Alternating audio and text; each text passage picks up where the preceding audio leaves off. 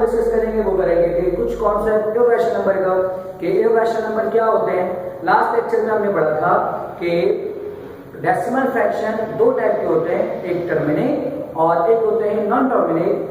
Terminate के बारे में हमने स्टडी कर लिया था, टर्मिनेट होते क्या है। इसके बाद बच्चों नॉन टर्मिनेट मींस कि फॉर एग्जांपल एक 1/3 हमारे पास एक फ्रैक्शन है जिसको हम लिख सकते हैं 3/10 को अगर डिवाइड करें तो 0.333 इसका आंसर आता है और ये कभी भी खत्म नहीं होता।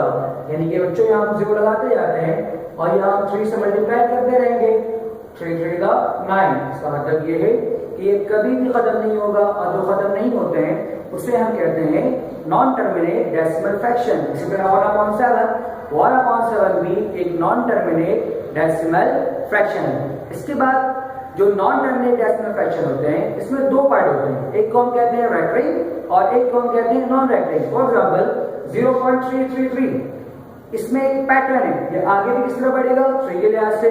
कोई आपसे पूछे कि इससे आगे डिजिट क्या है तो आप क्या कहेंगे 3, उससे आगे क्या डिजिट है तो आप कहेंगे 3, उससे आगे क्या डिजिट है आप कहेंगे 3। इसका मतलब है इसके अंदर एक पैटर्न है, ये खास पैटर्न से आगे बढ़ रहा है और वो डेसिमल नॉन टर्मिनेट फ्रैक्शन जिसमें एक पैटर्न होगा उसे हम लेते हैं रेकरिंग डेसिमल फ्रैक्शन। और वो रेकरिंग डेसिमल फ्रैक्शन जिसके अंदर रेकरिंग होगा मतलब उसके अंदर रिपीटिशन है, वो ब्लॉक के फॉर्म में आगे बढ़ेंगे, उसे हम कंसिडर करते हैं रैशनल नंबर में। और दूसरे टाइप के हमारे पास नॉन रेकरिंग डेसिमल फ्रैक्शन, इस मींस के उसके अंदर पैटर्न नहीं होगा, उसके अंदर ब्लॉक नहीं होंगे क्लास, जिसमें पैटर्न नहीं होगा ब्लॉक नहीं होंगे उसे हम कहेंगे नॉन रेकरिंग डेसिमल फ्रैक्शन। और सिर्फ नॉन रेकरिंग डेसिमल फ्रैक्शन ही इर्रेशनल नंबर होंगे। फॉर एग्जांपल क्या है हमारे पास एक पाई है, ये पाई की वैल्यू हमारे पास क्या है 3.1428।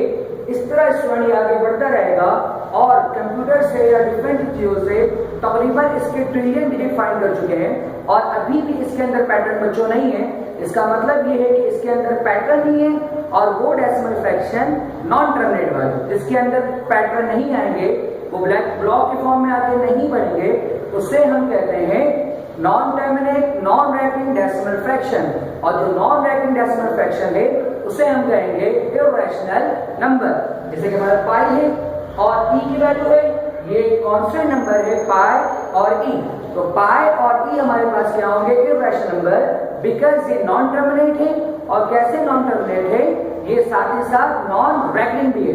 इसका मतलब बच्चों ये है कि इसके अंदर कोई खास पैटर्न नहीं है और जहां खास पैटर्न नहीं होगा उसे हम कहेंगे नॉन रेकरिंग, और जो नॉन रेकरिंग होंगे उसे हम कहते हैं इर्रेशनल नंबर। एक बात मैं यह वाज़ेह कर दूं कि अक्सर स्टूडेंट कहते हैं कि 22/7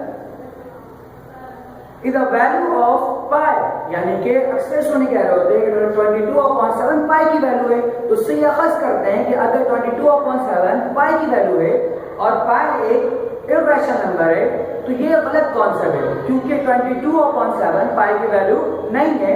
22/7 इज अप्रोक्सीमेट वैल्यू ऑफ पाई है। और अब पर्टिकुलर स्टूडेंट कि इसका न्यूमरेटर और इसका डिनोमिनेटर दोनों ही बिलोंग्स करता है किससे, इंटीजर्स से।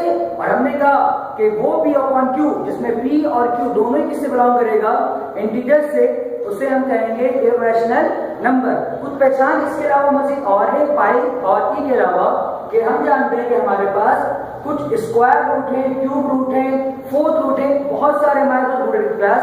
फॉर एग्जाम्पल एक 2 है, एक स्क्वायर रूट ऑफ 4 है, एक स्क्वायर रूट ऑफ 9 है, एक क्यूब रूट ऑफ 8 है, इसके अलावा फोर्थ रूट ऑफ 16 है। इसका आंसर क्या है हमारे पास 2, इसका आंसर क्या है हमारे पास 2, देन इसका जो आंसर है हमारे पास वो है 3 और इसका आंसर हमारे पास क्या है 2, और ये बिलोंग्स नहीं करता इंटीजर से। इसका मतलब जो स्क्वायर रूट हमारे पास होते हैं, क्यूब रूट होते हैं, फोर्थ रूट होते हैं, उनमें कुछ बिलोंग्स करते हैं इंटीजर से और ज्यादातर बिलोंग्स नहीं करते हैं इंटीजर से।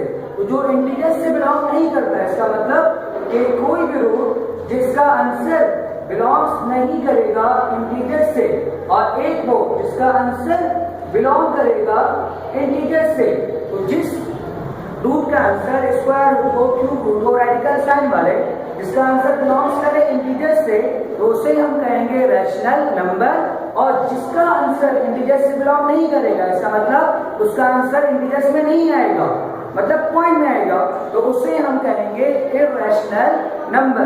तो उम्मीद करता हूँ स्टूडेंट के आज का लेक्चर आपको समझ में आया होगा कि रैशनल नंबर क्या होते हैं।